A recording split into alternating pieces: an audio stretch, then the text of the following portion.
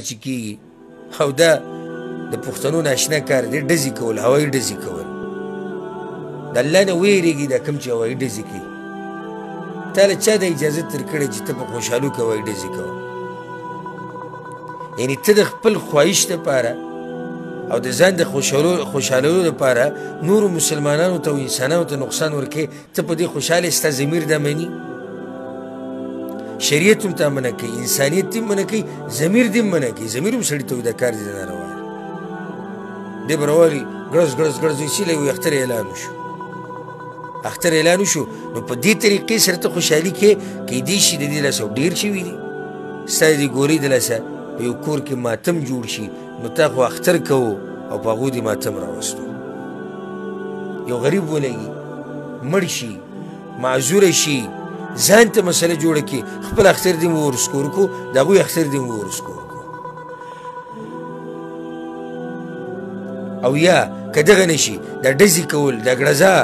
او دا شور چې دې جوړ کړی او دې د لاسه خوا او شا د مسلمانان تنګي ولې دا د ګناه کار نه دی داسې د فخر کار نه دی چې ما کلاشنکوف راوست او زه ډزې کوم ما زه تماچه ده او زه ډزې کوم دا داسې شي فخر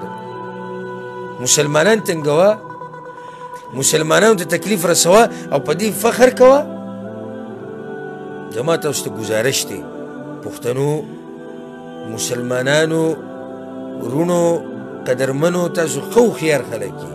ښه عقلمن یې دا هوایي ډزې کول د اختر په شپه باندې او د اختر په ورځو کې د عقل خاوند نه مني شریعت موږ د هر هغه کار نه منع کړي وو چې په کې بل چاته اذیت رسي پیغمبر صلی الله علیه وسلم څه وایي هغه حدیث به تاسو ته یاد وي څو پېرې موږ بیان کړی المسلم من سلم المسلمون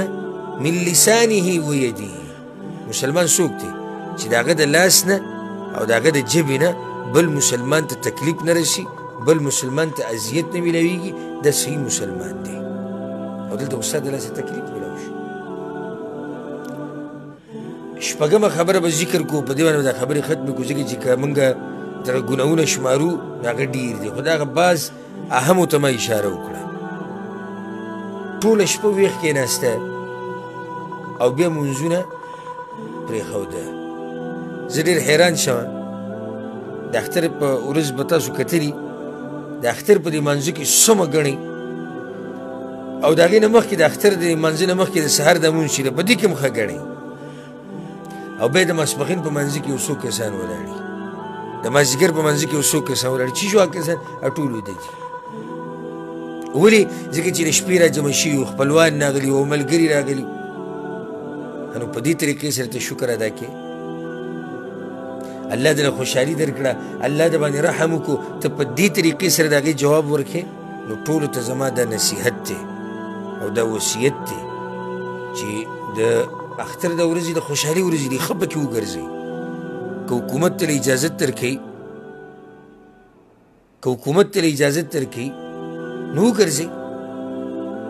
لاړ شئ ها خو غیبت مه کوئ پالتو مجلسونه مه کوئ د ټنګ ټکور مجلسونه مه کوئ د سندرو مجلسونه مه کوئ بعض والعیاذ بالله ډمان راولي ګډوي او بعض ډولکي او باجی او دا شي نه راوړي چې لوی خوشحالي ده خوشحالي ته دا جواب ورکړي الله نه الله خوشحالي راوسته نو ته په بدل کې دا کې د الله نه یره پکار ده او ځان لرې ساتل پکار دي د هر هغه کار نه چې هغه د الله د غضب د الله د غضب سبب ګرځي او د الله د ناراضۍ سبب ګرځي د هر هغه کار نه ځان لرې ساتي د دې نه بعد دا د اختر یو څو مسلې وي او آداب اوس راځو یو څو نصیحتونو ته چې دا اختتامي نصیحتونه دي د روژې دا مبارکه میاشت دا خپل عادت په شان زر راشي او زر لاړه شي سړی بې پوه نه شي نو دا اوس وګوره پرون موږ روژه راله او نن دغه دی موږ یې رخصتو